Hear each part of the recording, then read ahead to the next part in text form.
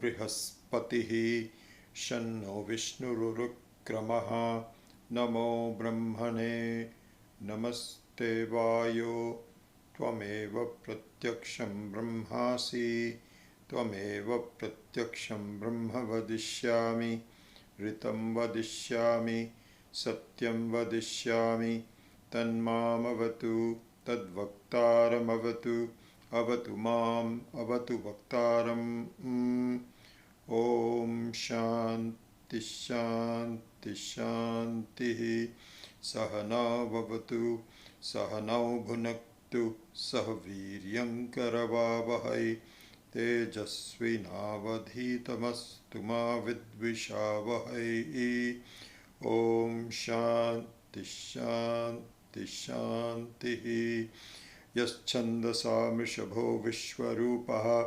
छन्दोभ्योऽध्यमृतात् सम्बभूव समेन्द्रो मेधया आस्पृणोतु अमृतस्य देवधारणो भूयासं शरीरं मे विचर्षणं जिह्वा मे मधुमत्तमा कर्णाभ्यां भूरिविश्रुवं ब्रह्मणः कोशोऽसि मेधया पिहितः श्रुतं मे गोपाय ॐ शान्ति शान्ति शान्तिः अहं वृक्षस्य रेरिव कीर्तिः पृष्ठं गिरेरिव ऊर्ध्वपवित्रो वाजिनीव स्वमितमस्मि द्रविणगुं सवर्चसं सुमेधा अमृतोक्षितः इतीर्थशङ्कोर्वेदानुवचनम् ॐ शान्ति शान्ति शान्तिः पूर्णमदः पूर्णमिदं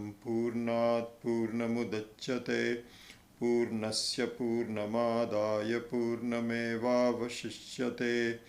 ॐ शान्ति शान्ति शान्तिः ॐ आप्यायन्तु मम अङ्गानि वाक्प्राणश्चक्षुः श्रोत्रमथो बलमिन्द्रियाणि च सर्वाणि सर्वं ब्रह्मोपनिषदं माहं ब्रह्म निराकुर्यां मा ब्रह्म निराकरोत् अनिराकरणमस्तु अनिराकरणं मे अस्तु तदात्मनि निरतेय उपनिषत्सु धर्मास्ते मयि सन्तु ते मयि सन्तु ॐ शान्ति शान्ति शान्तिः वाङ् मे मनसि प्रतिष्ठिता मनो मे वाचि प्रतिष्ठितम् आविराविर्म एधि वेदस्य मानि ईस्थः श्रुतं मे मा प्रहासीः अनेनादितेन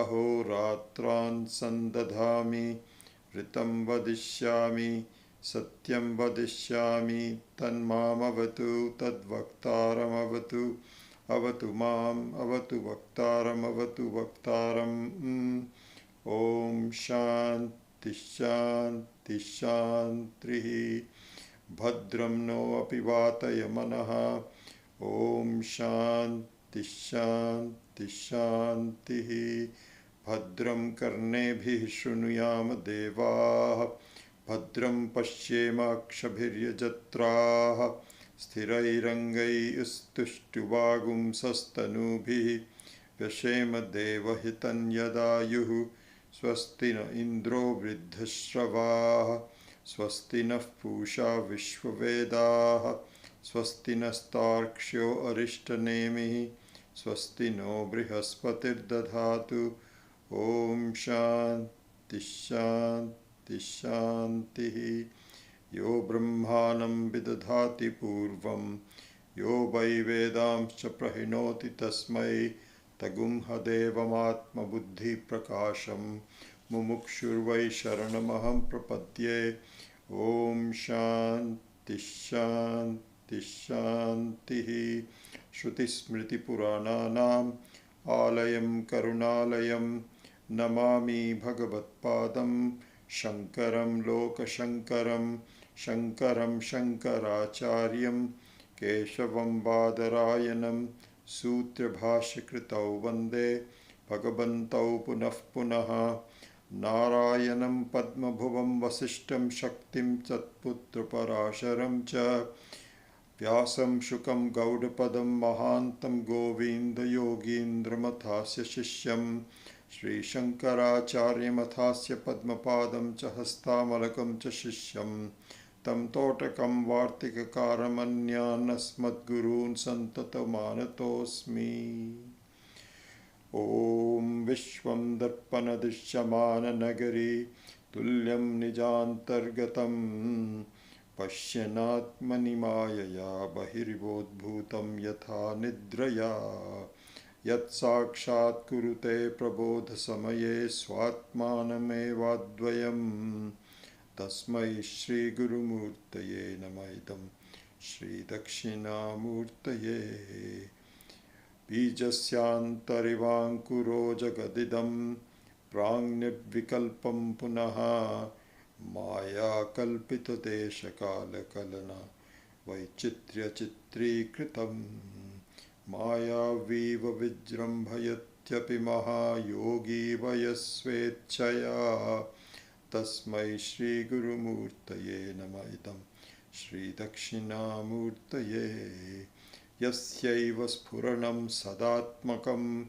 asatkalparthakam bhasate sakshat tattvamasi diveta vachasa yo bodhayatyashritan yat sakshat karanat bhavenna punaravrittir bhavambho nidhau tasmai Shri Gurumurtaye namaidam Shri Dakshinamurtaye Nana Chidrikatodharasthita Mahadipa Prabhabhaswaram Jnanam Yasya Tu Chakshuradikarana Dvara Bahispandate Janamiti Tameva Bhantam Anubhatye Tat Samastam Jagat Tasmai Shri Gurumurtaye Namaidam Shri Dakshinamurtaye Deham Pranamapindriyan Apichalam Buddhim cha shunyam viduhu Stri balanta jadopamastvahamiti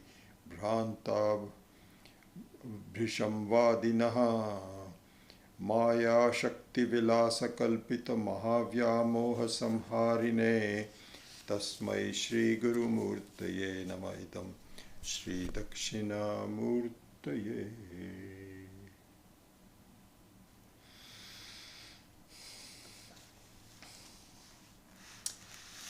All right, let's continue with our explanation of the fourth sutra. So let's enunciate all four of them again.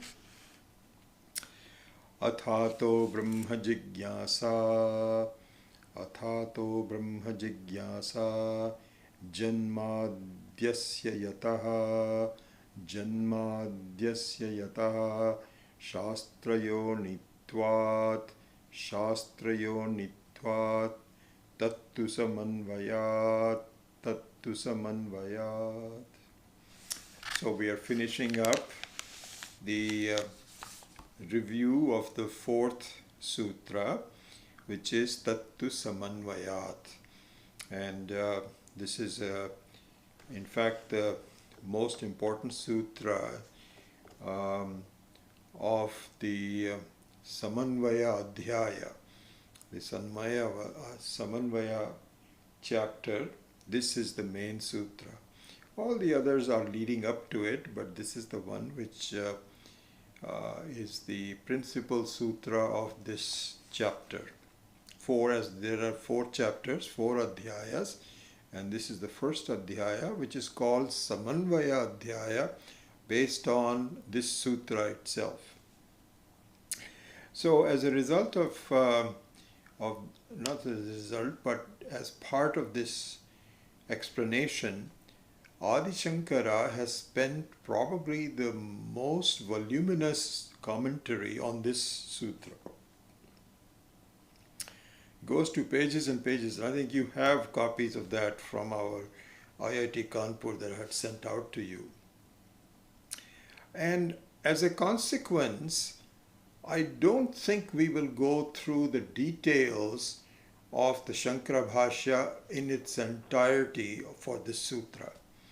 It becomes, it is really not appropriate for where we all are because it goes into some obtuse, I wouldn't say obtuse, but certainly very subtle areas of discussion between Purvapaksha and Siddhanta.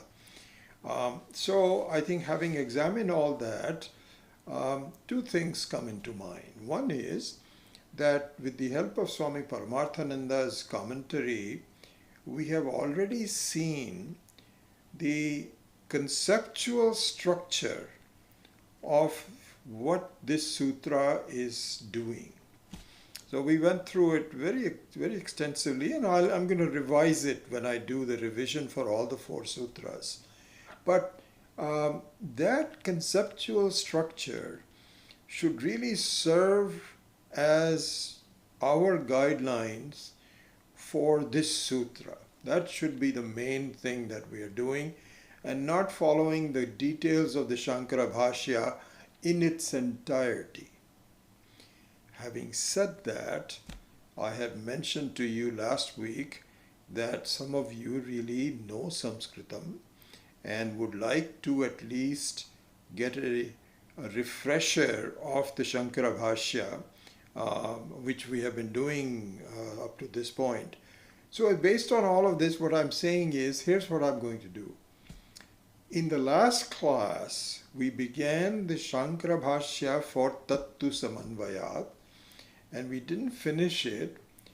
Today, we are going to do the second part of that also, and then call it a day as far as the Shankara Bhashya is concerned for Tattu Samanvayat. Because the rest of it goes into so much detail, it will take us a long time and we will get lost in that process. So my intent is that we should study the Shankara Bhashya to a point where we understand exactly, if we are interested and if we have the time, how to proceed further. So these two classes, last week and this week, will give us an introduction on reading the Shankara Bhashya. And with that, we will call it a day as far as the fourth sutra is concerned. And then we will make a quick revision about all the four sutras. And after that, I will tell you about what my plan is, which I've been solidifying in my mind. And I'll tell you about that after we finish all of these the revision of the four sutras. So therefore, what I'm going to do is to continue with the Shankara Bhashya where we had left off last week, and take it to a point by the end of this class. I think I should be able to finish what I want to do, but even if we don't finish it, we will call it a day. Okay, so this is what we're going to do. Okay, so with that in view, if that part is clear, so we were doing on this Sanskritam that you have a copy of on page 11, which is where the Tattu Samanvayat begins. So we had done up to a certain point. And then on the Swami Gambhirananda's translation,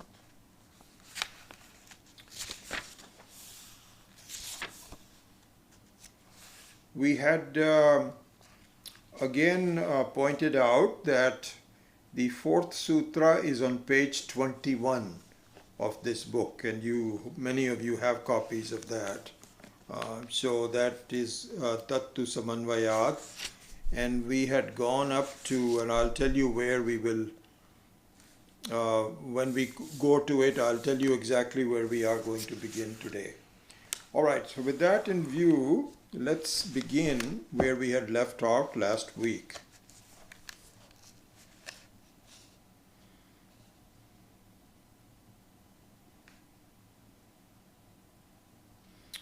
So we had already covered 7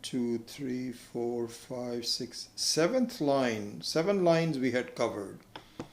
Nacha tesham kartradevadi swarupa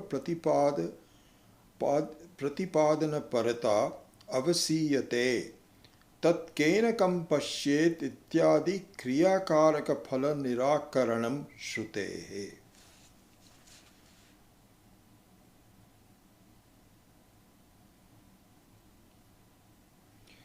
So, okay, just a point of reference, and so that we know we are grounded on exactly what the essence of this discussion is between Purva Paksha and Siddhanti.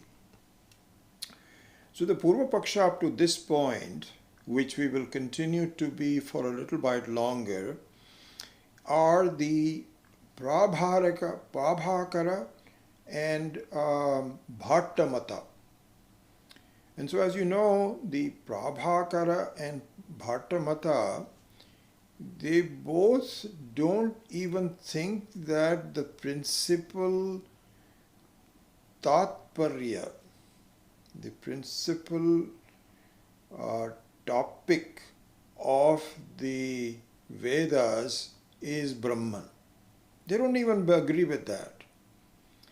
What they say is that the principal topic of Vedas is for you to do karma in a very technically pure manner. So what that means is that our life, as we can see it, is based on doing something. From the very beginning, we can see that the very essence of our life is to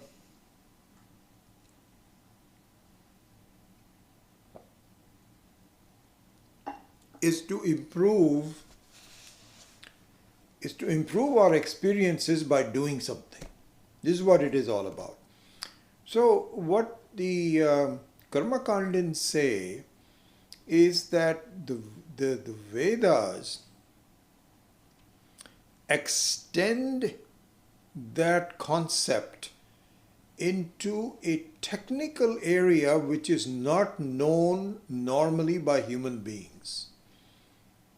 In other words, your kriya, your sense of doing can be enhanced significantly if you know the technical aspects of how to do puja and yajna and upasana, etc., that is not normally understood by human beings.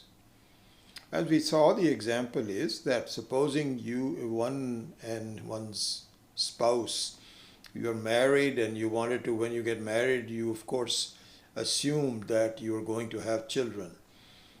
These days it's very interesting when couples get married, they have a discussion ahead of time.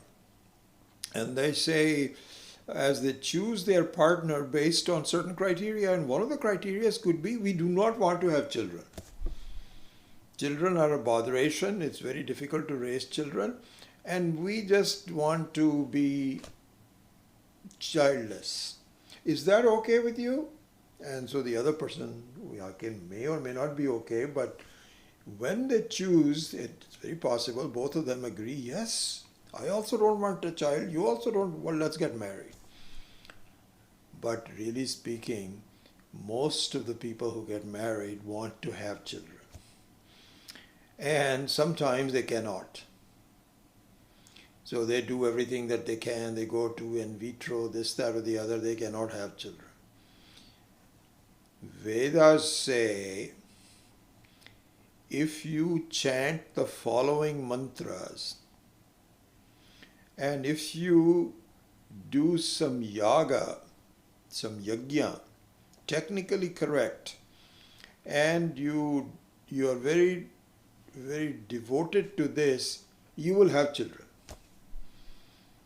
They say, but the doctors say we cannot have children. He says, we don't worry. Don't worry about doctors. You will have children. So anyway, what I'm saying is that the Vedas is saying, and this is what the Prabhakara and the Bhattamata's people are saying, is that the karma, in a very subtle, enhanced, and technically This is what you call apurva. So apurva means not knowing, not known before by anybody else. This is only the Vedas can tell you. It's very strange. As you know, there's a lot of evidence to this, that people can create rain in a particular situation if you do the yagas. Swami Dayanand used to say, I've seen it with my own eyes. Before the yagas was finished, the rain started coming. Children can be born. Anyway, so this is what they're saying is the main one. Brahman and Atma and all of this is not what the main topic is. So this is where we are at. At this point, we were discussing it. So now with that reference, look at this. He says that the Karma Kandins say the most important thing is that you establish yourself as a karta. I am commissioning this yaga. You have to go to the right temple, you have to select the right pujari, you have to comply with all of the requirements that the pujari says. You've got to do this, and you have to pay the pujari. If you don't pay the pujari, then the whole thing is lost. Because the pujari is nothing but, the priest is nothing but a one who reveals the yajna to you. You don't know that. And so all of that has to be done. But it all is based on karta. So this topic is going on. So here, what we did was in the last week was in the 7th line, Nacha tesham kartra devati swarupa pratipadana parata avasiyate tat kenakam pashyet ityadi kriyakaraka phala nirakaranam shrute. So he says, my dear Bhatta and Prabhakara, this is not true. This is not what the Vedas are really meant for. It can be done that way, but not necessarily. Necessarily what Vedanta says is there is no karta. In fact, this topic is from Brihadaranyaka Upanishad. He says, Tat kenakam pashyet. If the karta is not there, who is doing what to whom? So kriya, karaka means all the instruments for doing. Seeing, doing, sitting, standing up is karakas. Karta. Then the yaga, all of that is not there. It is kind of like in a dream. Yeah, you can pretend you are a karta, but when you wake up, where is the karta? There is no experience. Everything is gone. So he says this is what the Shruti is saying. Ityadi kriya karaka phala nirakaranam shrute. Not only the kriya karaka, but also the phalam. That if you do this, you will get the following result. If you don't do this, then you will get the following result. All of that is erased when you wake up. It does not really matter. It is all just kind of like fluffy. So he says, therefore, this is not what the main objective is. Then the next sentence we saw in, I think, the last week, and then we will go forward. Nacha parinishtita vastu swarupepi pratyakshadi vishayatvam brahmanaha tattvamasya iti Brahma Atma Bhavasya Shastra Mantarena Anavagamyat Manatvat. Beautiful sentence. So he says, another thing that the Karmakandins were saying was that Vedas are concerned with things either you need to get or you need to get rid of. This will come later on. This is what is called Heya Upadeya. Heya means to give up. So the basic premise of the Vedas is that adharma, non you should be doing dharmic karma. So you should be taking dharmic karma to be yourself, as part of yourself, and adharma you should give up. So it's called he upadeya. But in any case, Vedas is only concerned with things that you have to give up or to acquire. And here you're talking about Brahman, which has which is already there. There is nothing that you have to give up, nothing have to be acquired, it is always there. And so how can I be discussing that as the main topic of the Vedas? We don't agree with that. So to the answer to that, the Vedantin says, no, that's not true, because even though Brahman is there, but we don't know about it. This is the situation. Even though I am unchanging, I am not concerned with any dukkha. I am this. When you say I am constant, this is a very, very important thing to see, that you say I am unchanging. That means when some bad things happen, don't I change? Obviously the bad things happen to me and I get pain and so on. Vedanta says no. It's just like saying that you cannot do anything to Akasha. All the pollution, etc., and all the color that comes in because of the pollution, or even darkness or sunlight and so on, all happens in the air, not in the space. Nothing can touch space. This is an interesting thing that, sunlight does not light up space. It lights up the air in the space. This is why that was one of the things that I was just thinking about one time.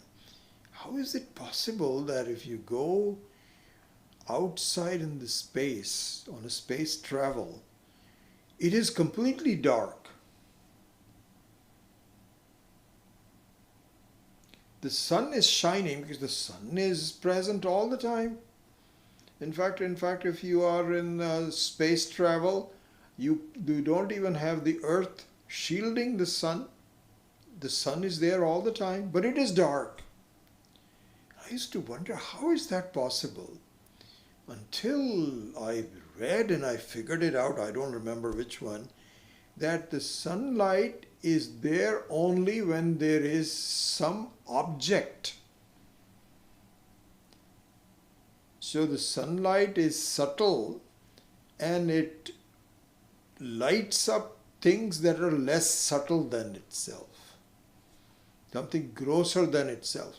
But space is even subtler than the sunlight. So there's no change to that at all. That's why it is completely dark. Only when the astronauts or something put a hand outside, then sunlight is suddenly there. Otherwise, in the space, there is no sunlight. Remarkable. So similar is the thing, is to say, listen, when karta is not there, karanam is not there, karaka is not there, phalam is not there, it is something which is constant, which is untouched by any sukha dukkha. Then where is this? This doesn't apply to it. This is not relevant to the Brahman, is the argument that is given.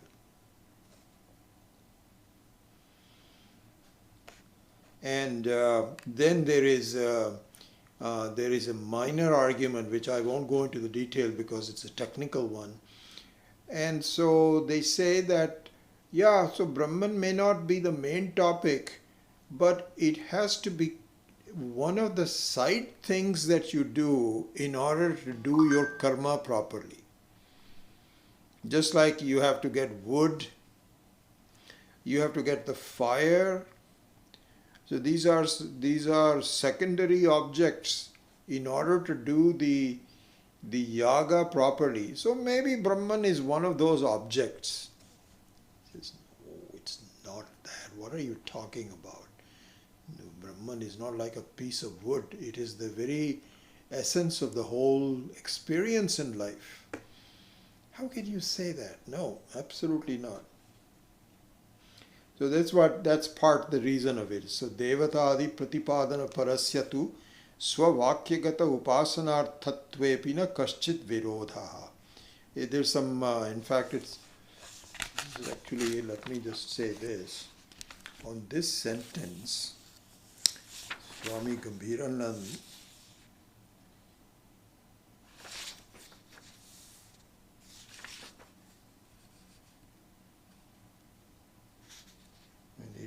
glasses. Let's see. He has given a very good commentary on this. Oh yeah, it's not this.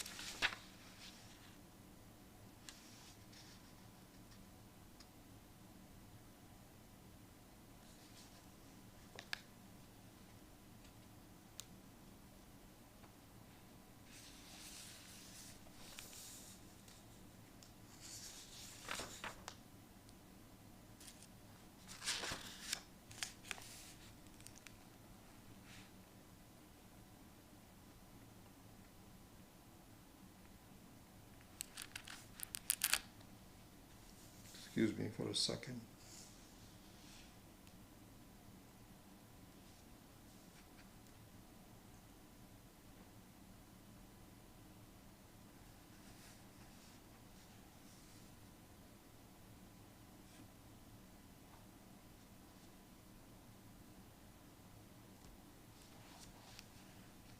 So this sentence that we are going through on Swami Gambhiranand's book is on page 22.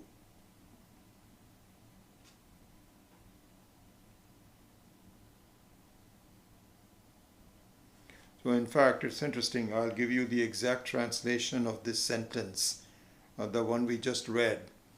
And this comes up in the page 22. It says, and it's at the middle of the page, maybe about line number 13 or 14. And it cannot be held that those words have for their ultimate purpose only a delineation of the nature of the agent, that is the performer of the rites, that's the karta. For there are Vedic texts as but when to the knower of Brahma everything has become the self, then what would one see and through what? Kenakam pashyet. That's the translation of that.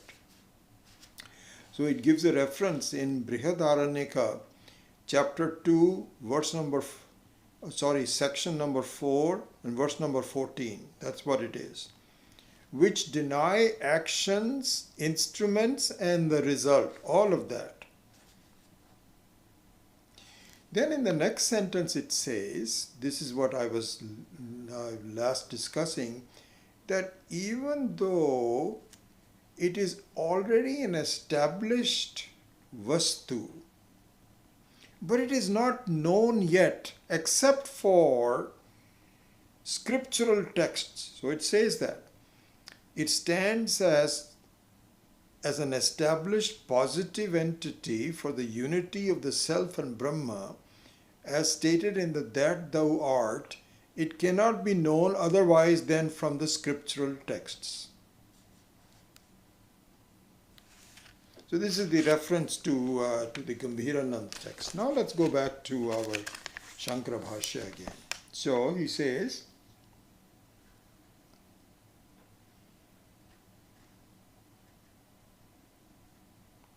Natu tatha brahmana upasana vidhisheshatvam sambhavati ekatve heya upadeya shunyataya kriyakarakadi dvaita vijnana upamardana upapatte. prakrihtehe. So this argument is to be understood as a derivative of the basic difference between karmakandin and the jnanakandin. Because in the karmakandin's view, everything has to be done with the jiva as the karta. So that one is not debatable. And they ask you, what are you talking about? Don't you feel that you are a jiva as a karta? So we say, yeah, that we do. See? So that is an established fact. Now the question is, what are you supposed to do? And the Vedantin's view is, as you know, that the karta is just a jiva, and the kartitvam of the jiva is just a costume. It is a play. It is not your real self. Just like your dream is a costume and you are really not established as a dreamer, that is only temporary. Therefore, the waker is also a costume, a longer dream. That's all it is. It is not the real self. There is no karta, etc. You are the sakshi without changing. This is what the Vedantins are saying. So therefore, he says all of these other arguments that you're talking about do not apply to us. It has no relevance to it. You are discussing all the technical aspects about kriya, karaka, phalam, etc., etc. The whole thing is gone. We don't really have any relevance to it. This is what the Vedantis are saying. Then the next sentence, Yadyapi anyatra vedavakyanam vidhi samsparshamantarena pramanatvam na drishtam tathapi atma vijnanasya phalaparyantatvat na tad vishayasya shastrasya pramanyam shakyam pratyakyatum. So, I think I won't really go into the details of this because I want to just go on and finish the whole topic. But it's basically looking at some secondary aspects of the assumption that the karmakandin is making. That if you do this, then you have to do that, and so on. We say none of that really applies. And so therefore, he now summarizes in the last two sentences. He says, Nacha anumanagamyam shastra pramanyam yena anyatra drishtam nirdirshanam apekshyeta. So he says that we cannot really do any anumana. We cannot postulate based on certain other examples, because anumana is all based on examples. That, for example, that whenever there is fire, whenever there is this black smoke, there is a fire. That's the example as we have seen before. And so when you see something which is a black smoke, then the example of the black smoke originating from a fire is immediately brought up. So there is an example. So whenever you go and see, you look around and say, that's a white smoke. That happens. You are just driving around, and some of these factories, they have these steam, which is not a fire. It's a controlled emission. That's not fire. But if you see a black smoke and you say, oh my gosh, what's happening here? Especially in California with all the fires and so on. Fire has become a very major topic. So there you have many examples. In this case, there are no examples for Brahman. It's not like if there are 2 or 3 Brahmans and you say, this Brahman is like that Brahman. No, it's the only one. So what examples can be given? Therefore, Anumanam also doesn't apply. Anyway, that's this side argument that he's giving. So then he says, he now summarizes, Tasmat Siddham Brahmanah Shastra Pramanakatvam. So he says that it is now established that the Shastra is the Pramanam for Brahman. Only from Shastra Brahman, this is what is called Aupanishadam Purusham, as we saw last week.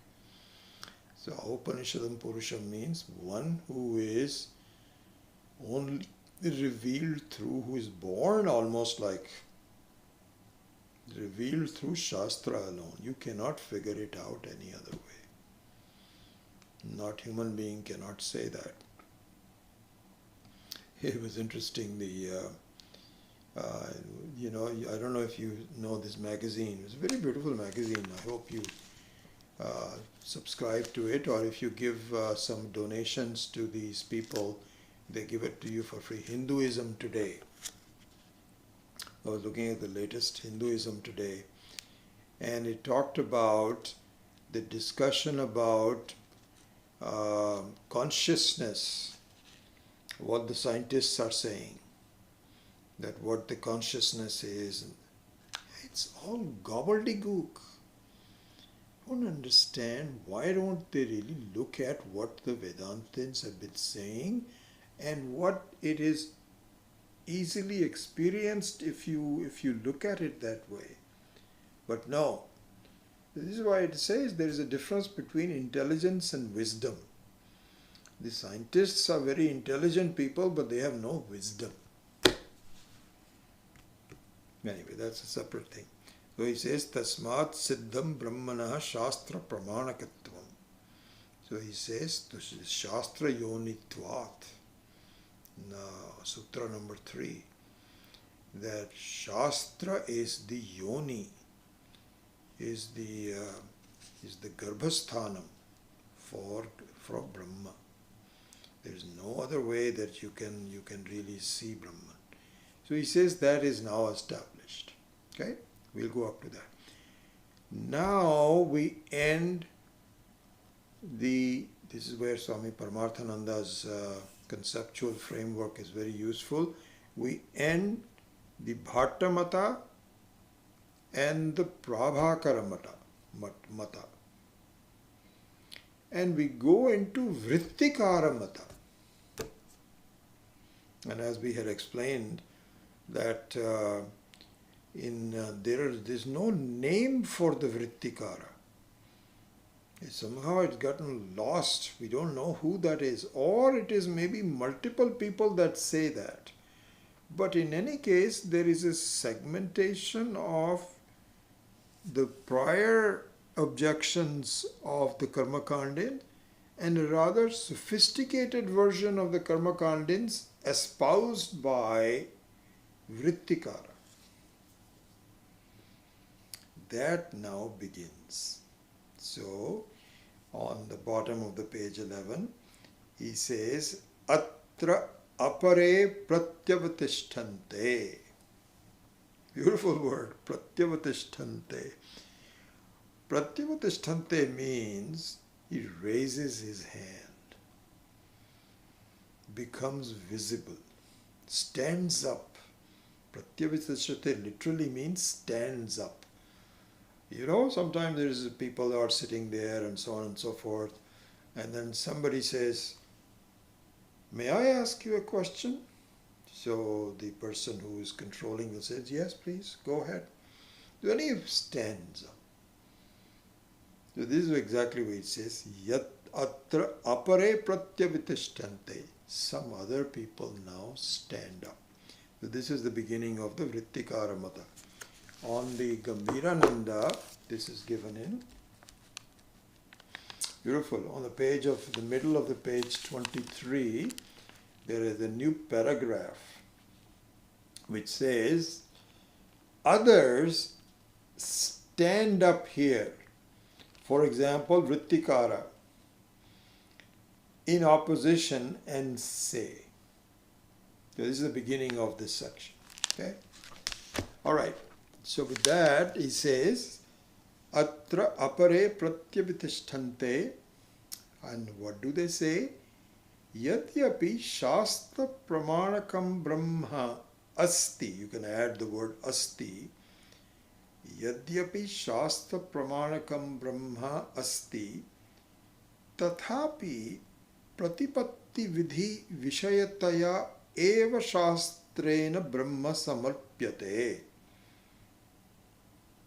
So he says, alright, I don't go as far as the Prabhakaras and the Bhattas say that even the Brahman is not even a topic of the Vedas. I don't go that far. I think it is a topic of the Vedas. It is one of the main topics of the Vedas. I don't agree with them. But, so when you say but, that means that even though I don't agree with them, that doesn't mean I'm in your camp. I'm a slightly different camp. And what is the camp that I am in? Which says that the Brahman is known through a different method than the one you are talking about. And as you know, the main thing here is that you have to do meditation. You cannot know Brahman just by listening and thinking about it. All of that is required, and at the end you have to do upasana. And you know, this is really the prevailing wisdom in. It's interesting that all of these forces, we don't even have to go outside of Hinduism.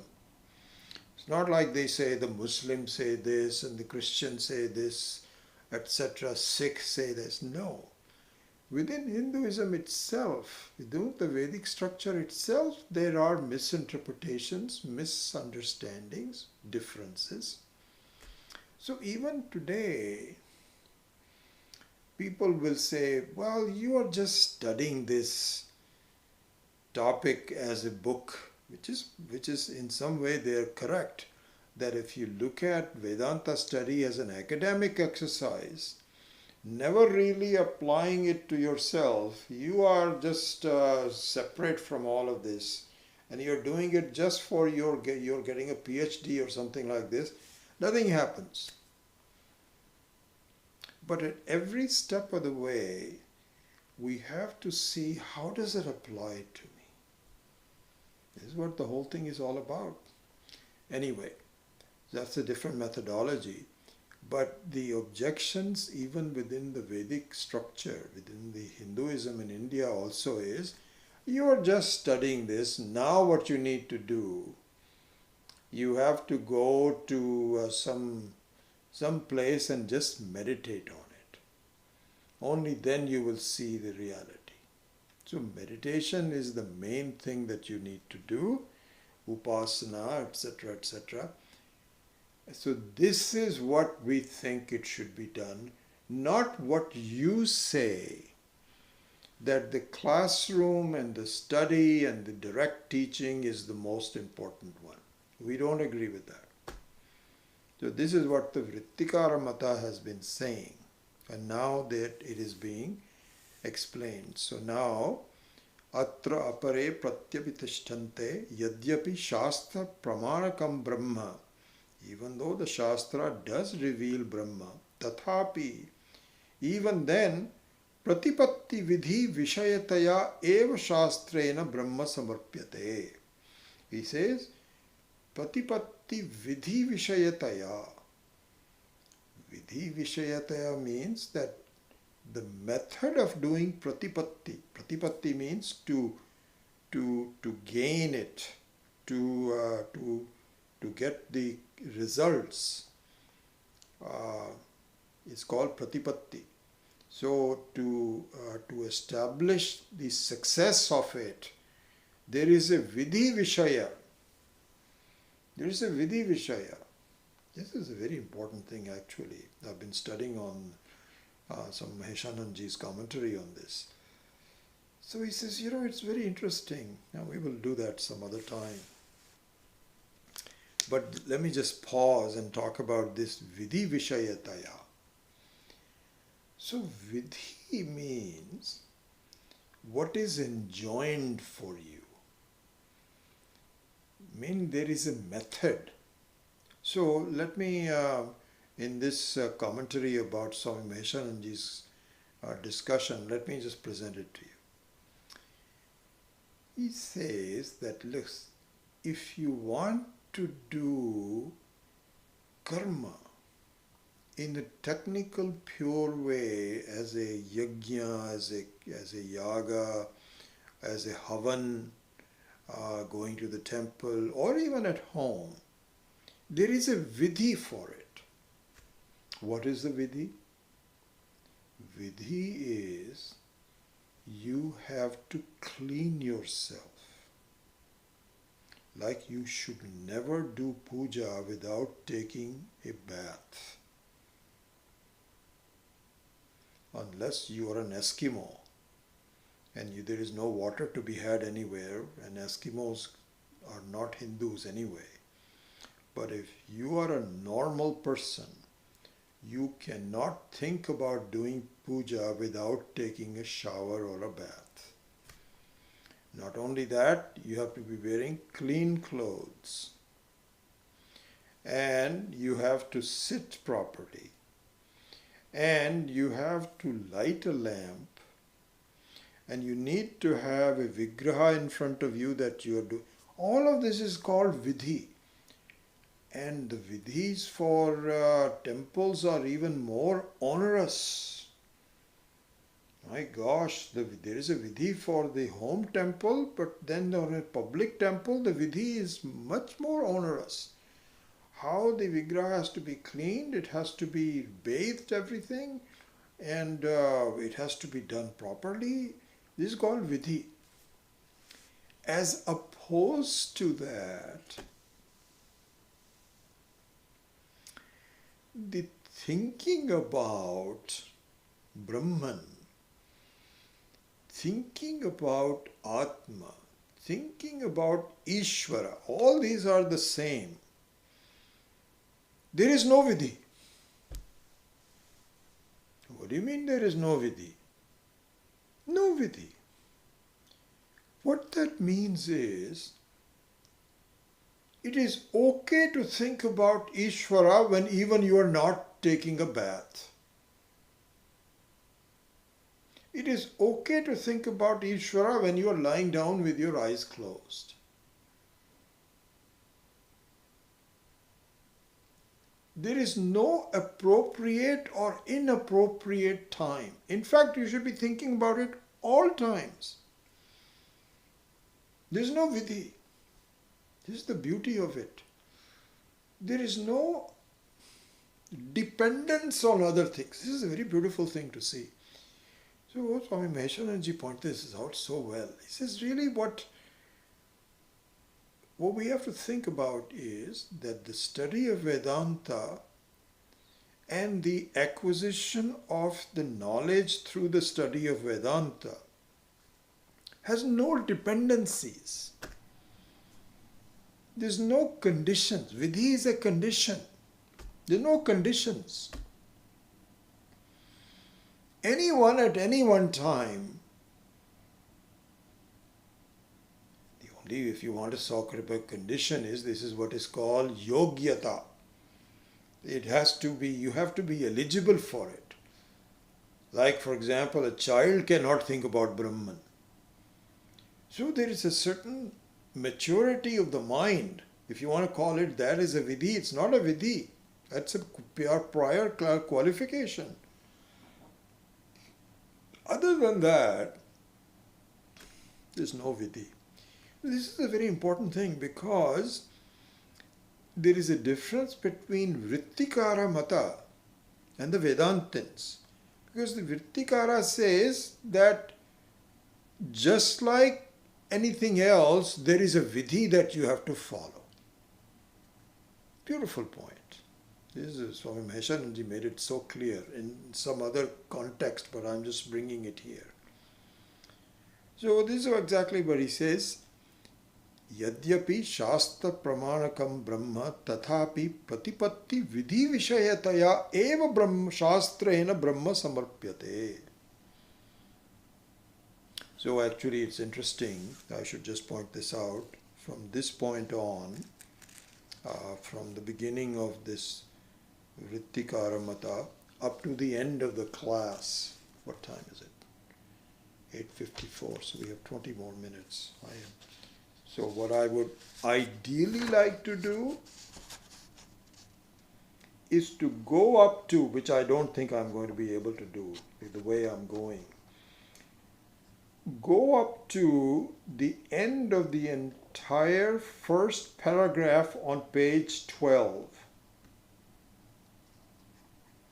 Why do I think I want to go up to that? Because starting with here, atra apare pratyavatishthante, up to shastra pramanakam brahma apyugantavyamiti. This is all Purva Paksha. I don't like to do this to end a class on just the Purva Paksha. Means this is what his argument is. This is what the opposition, the Vrittikara, is saying. And all the way up to the end of this. So even if we don't finish it, wherever we do, that is where still the Purva Paksha. Siddhanta starts with the second word of the second paragraph of page 12. Atra abhidhiyate na. So means up to now, you kindly, I'm just listening to you. You tell me what you want to say. Okay. That's what you're saying. Okay. It is a vidhi. It's a vidhi. All of that. Then he's going to give a lot of supporting arguments and so on. It's a vidhi. It's a vidhi. Okay, I'm listening to it. Then I say, no. Don't accept it. This is not that's not reasonable. Let me tell you why. Let me tell you why is the Siddhanta which Adi Shankara takes up. Just to give you an idea, from page 12, there we go, up to page 21. This will take us through the end of June if we were to do this.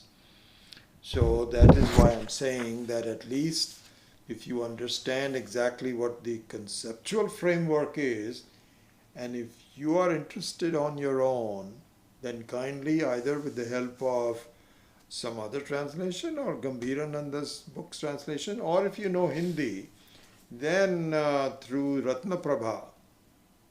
This is the clearest one. You can really read this on your own. Okay, so that's what just to set you in context. Anyway, so let's continue on with the Purva Paksha. So I think that I've explained that through the meaning of the word vidhi in a manner that underscores the gist of what the Purva Paksha is. And so then he says, Tathapi pratipatti vidhi vishayataya eva shastrena brahma samarpyate yatha yupa ahvaniyadi adini alaukikani api vidhi visheshataya shastrena samarpyate tadvat. He also feels that this is Vrittikara. We are taking the side of the Vrittikara. This is interesting because Swami Dayananda used to say that also, all of our acharyas, that our understanding of what the other spiritual disciplines say is not for us to criticize them, but to purify our own understanding.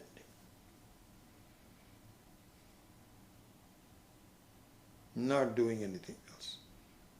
Early on, when I came back from the PRC course and I started teaching, and some other people said, even today that happens, that you have these inter-religious discussions. And I was invited to a couple of them. And I agreed to it at that time. Then I said, oh my gosh, what a waste of time.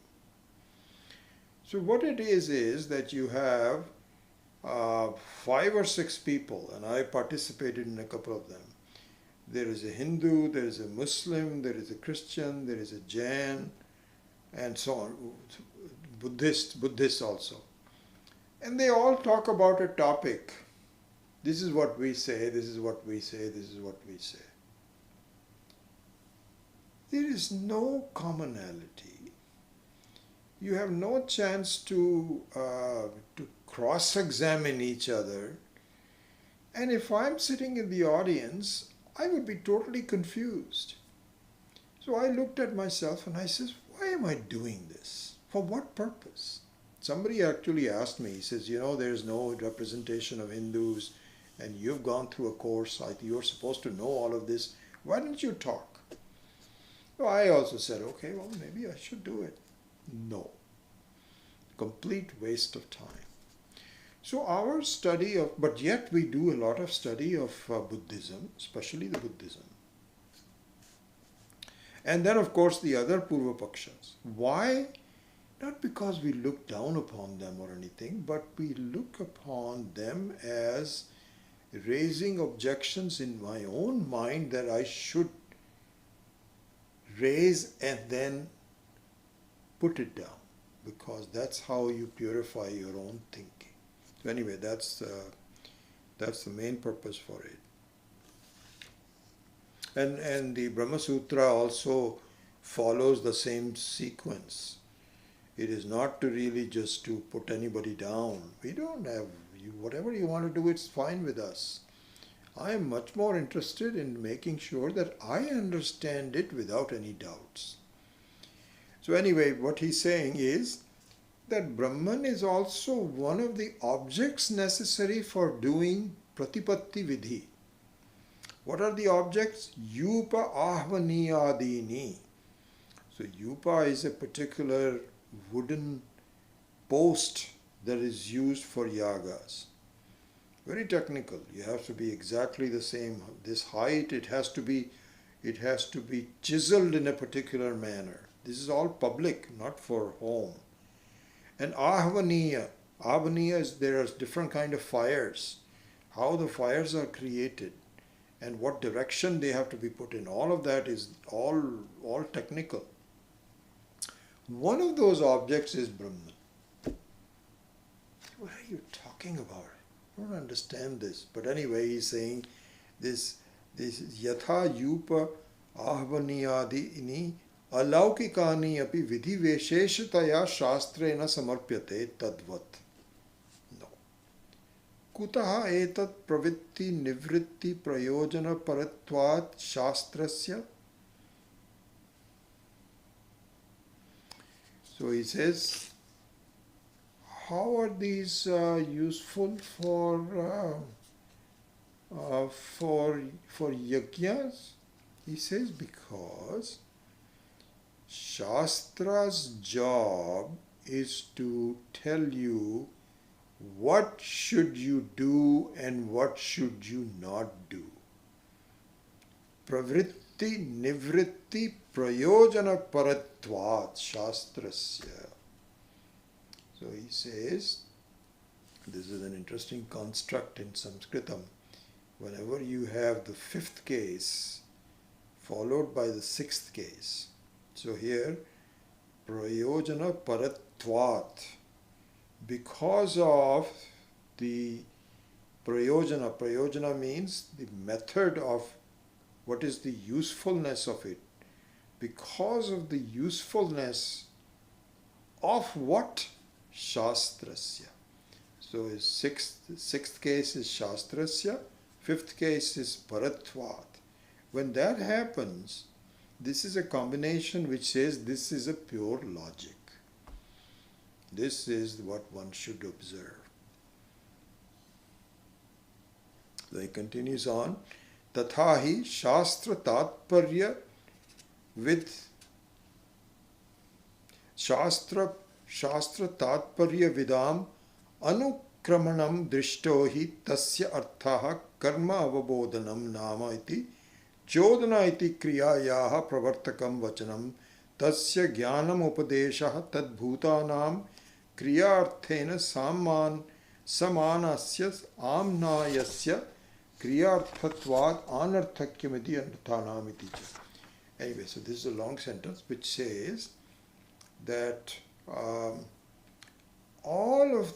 he still agrees with the Prabhakara and the Bharta Mata that the main thing in the Vedas is what to do and what not to do, how to do and how not to do, who has to do it, who has not to do it. This is what it is all about. So he says, Karma bodhanam nama iti kriyayaha pravartakam vachanam tasya jnanam upadeshaha tad bhutanam kriyarthena samnayaya. That what the jnanam is just to have a knowledge of what is to be done. And this is the main, we know this. This is exactly what, all this is really giving some details about what the overall factor is, that the Vedas are divided into either you can look at it two ways or in three ways. And the two ways are karma and jnanam, and three ways are karma, upasana and jnanam. And upasana is a mental karma, therefore it can be folded into as part of the karma. So there is something that needs to be done and something that needs to be known. If it is something that you don't have, apraptasya prapti, then karma is important. But if you are looking at praptasya prapti, or looking for something which is already there, but you don't know, is their knowledge is important. Karma becomes secondary. In the first one, knowledge becomes secondary. That's he's talking about it. Karma is primary, knowledge is secondary in the apraptasya prapti. But in praptasya prapti, knowledge is the main thing and karma becomes secondary. This needs to be understood. Anyway.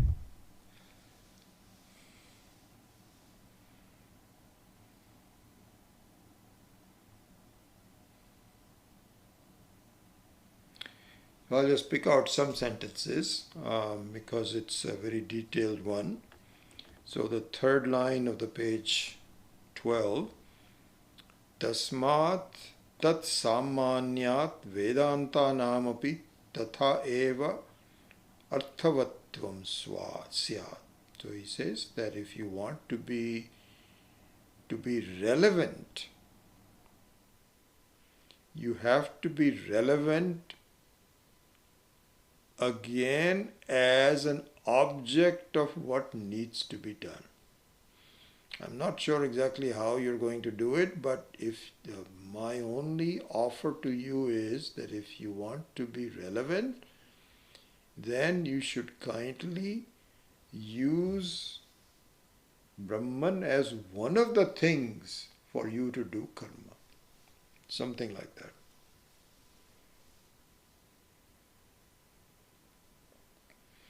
So he says, Saticha vidhi paratve yatha swargadi kamasya agnihotradi sadhanam vidhiyate evam amritatva kamasya brahmagyanam vidhiyate iti yuktam. Very nice way of looking at it. So he says, listen, just like if you want to go to Swargaloka, it's not easy to get to Swargaloka. To go to heaven is a very difficult thing to do. It's possible, but difficult. There you have to do some huge yajna, Agnihotra, Agnihotradi sadhanam. Adi sadhanam means that's only one of them, that's not the only one. You know, there are various yajnas. Again, I've forgotten. I used to, when Swamiji was talking about, Swami Dayanandji was talking about it, I got an introduction to it, but it wasn't very relevant to me. So there are yajnas that have to be done where all of your wealth has to be given away. You know, your house, your possessions, your cattle, your cars, whatever it is that you have has to be given away. That there are yajnas like that. Or a majority of them has to be given away. So there are various yajnas. So he says that just like you have Agnihotradi sadhanam for going to Swarga, therefore to have Amritatvam, immortality, Brahmagyanam vidhiyate. There is a vidhi for Brahmagyana. Just like there is a vidhi for Agnihotradi sadhanam for going to Swarga, you also have a vidhi. So look at the sentence now. He says, Saticha vidhi paratve. Vidhi paratve means that the main thing is a method, an enjoined method that you must follow. This is what is called vidhi paratvam. Saticha vidhi paratvam. This being the case, Saticha means that this is Sati Saptami. So he says that now that this is a vidhi, how is it a vidhi? Yatha swargadikamasya. Mean of one who has a desire to go to karma, Agnihotradi sadhanam vidhiyate. It is enjoined. Similarly, evam amritatva kamasya, the desirer of immortality, brahmagyanam vidhiyate. So this is the Vrittikara Mata. So we understand the Vrittikara Mata. The Vrittikara Mata says, I'm not as Bhatta Mata and Prabhakara Mata, who says that Brahma, what Brahman? There's no Brahman. There's no Brahman. I don't go that far. Brahman is useful, but here's the thing. It has to be enjoined. You have to pursue it. And you have to do, just like you have Agnihotradi sadhana for Swarga, therefore for immortality you have to do some things in order to get there. This is what I think it should be done. That's what he's saying. Evam amritatva kamasya brahmagyanam vidhiyate iti yuktam. This makes sense. Doesn't it make sense? Because you have taken on an enormous goal. Amritatvam is not easy. Swargaloka is easier. Swargaloka is also very difficult, but it's at least doable. But the problem is that Swargaloka is temporary. All Swargas are temporary.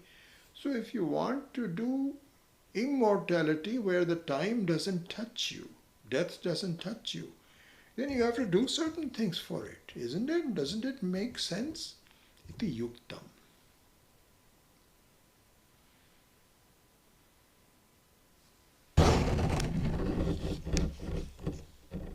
Gosh, we are 9:13 already. me quickly see if there's something that I can point out.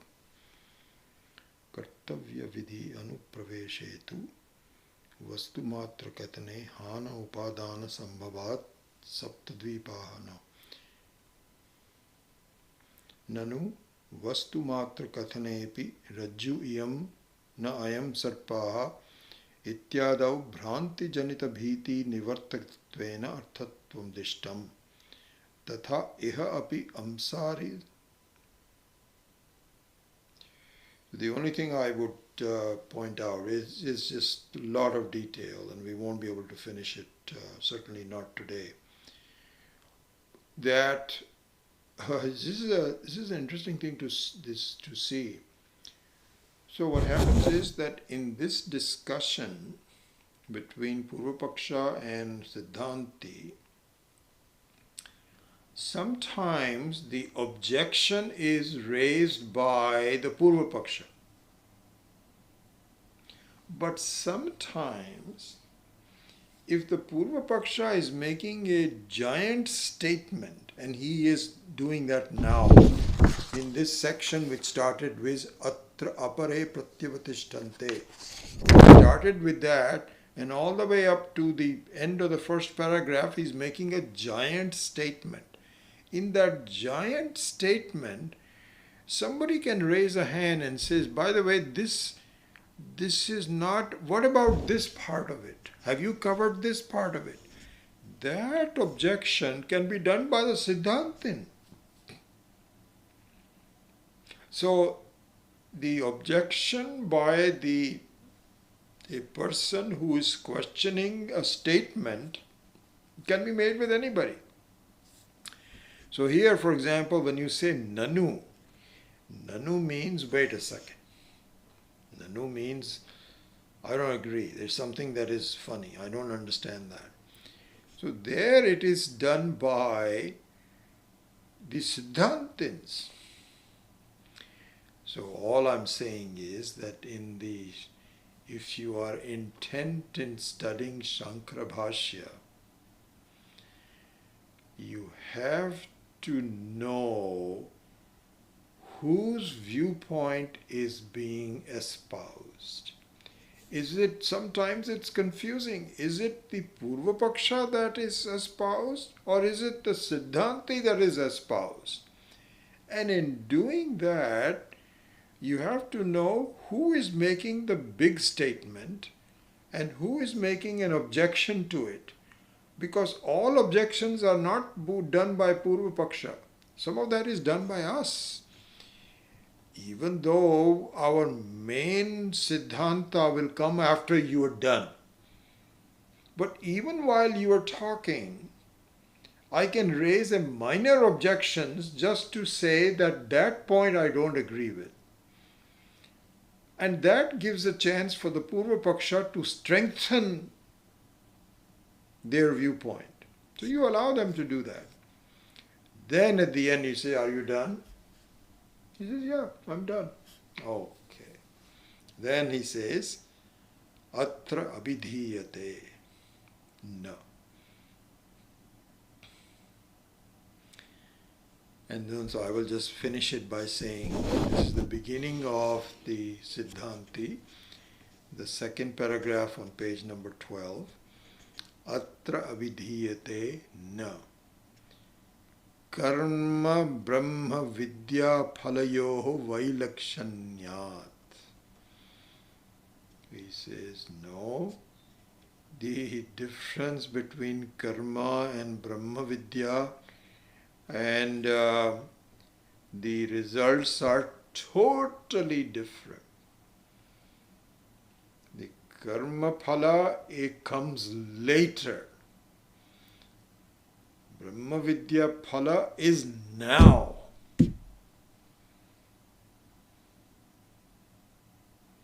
Totally different. They're different topics altogether. So whatever you say makes sense for your own people, not for me. So this is how it ends, or this is how it begins actually, which we are not going to take up. So anyway, given the situation, I had to make a decision, and I think that it would become too onerous for most of you if we continue with the Shankara Bhashya here. But for later uses, I'll give you some better news that the Shankara Bhashya is shorter, clearer, and we will take it up when we go after the four sutras. But for now, I think I would say that all the four sutras are now done, and to be followed by a quick revision of all the four in order to bring out the essence of it to strengthen our understanding. So I'll take a few classes for that, and then we will discuss where do we go from there after that. So with that, I close the class today.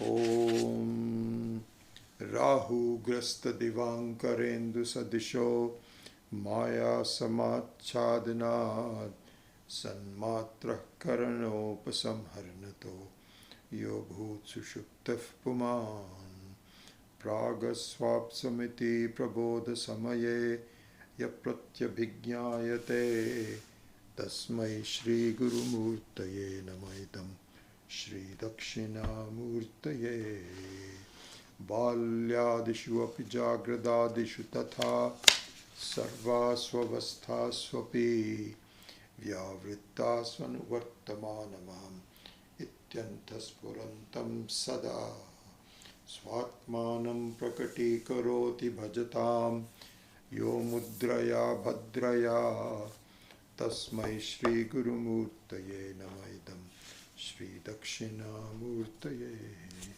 Vishvam Pashyati Karyakaranataya Swaswami Sambandataha Shishyacharya-taya Tathaiva Pitra Putradhyatmana Bhedataha Swapne Jagrati Vaya Esha Purusho Maya Paribhramitaha Tasmai Shri Guru Murtaye Namaidam Shri Dakshinamurtaye Bhurambhamsya nalo nilo Ambaramaharnartho himamshuh puman Ityabhati characharatmakamidam Yatsaiva murtyashtakam Nanyat kinchina vidyate vimrshatam Yasmat parasmat vibhoho Tasmai Shri Guru Murtaye Namaidam Shri Dakshinamurtaye Sarvatmatvamiti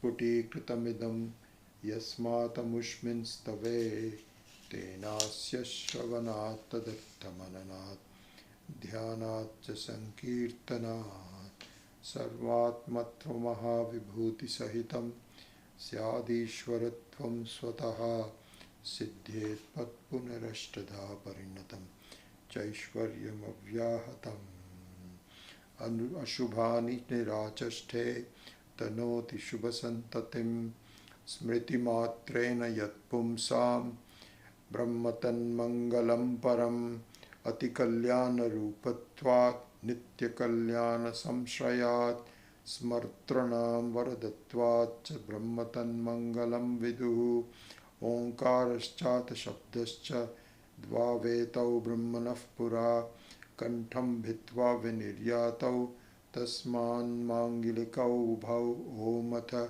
Omatha Omatha Asato ma satgamaya Tamaso ma jyotirgamaya Mrityor ma amritam gamaya Om Purnamadav Purnamidam Purnat Purnamudachyate Purnasya Purnamadaya Purnamevavashishyate Om Shanti Shanti Shanti.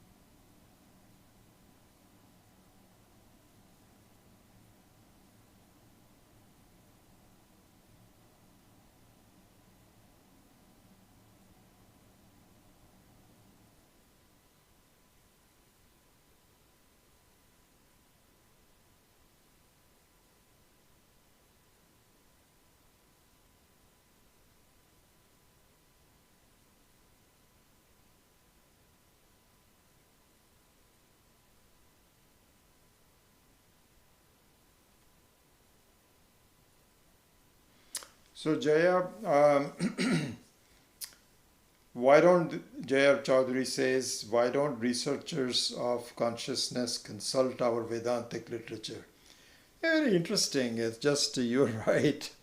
Um, I think the reason is that the view of the scientists is that the old stuff is not useful because they didn't know anything about the modern stuff. As an example, it is well known that only when the atomic structure of the atom was known, the elements, all the various atoms and so on, then some more progress in science was made.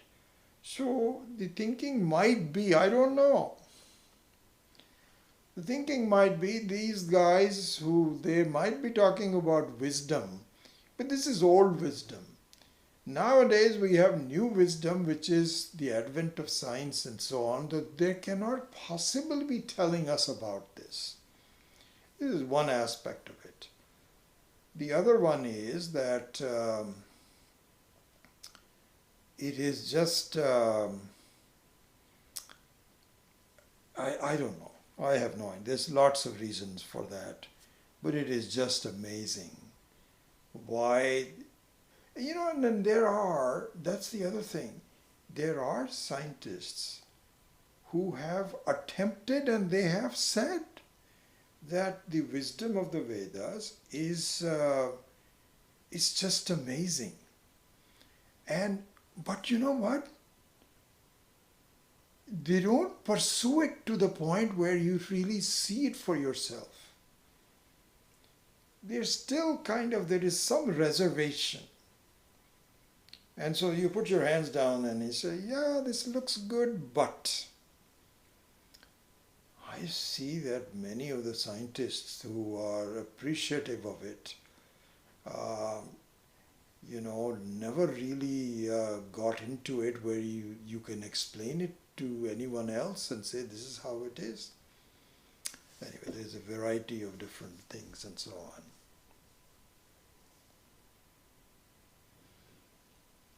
So Virendra Singh, I know your arguments, and we will cover it over a period of time. But there is the only thing that needs to be done is to think about it again and again. There's no karma. If you want to call it thinking as karma, please, that's okay. But really the instant of the knowledge is where you bring up the subject matter in your mind and see it clearly. I'll give you an example. To see that the Atma is Anadi. I'll just give you just one thing. It's just so many things to be talked about. So in Vedanta it says, you are, so Atma is Anadi means what? It means you were never born. There is no beginning for you. There was never a time where you were not there. There's no time. This is what it says.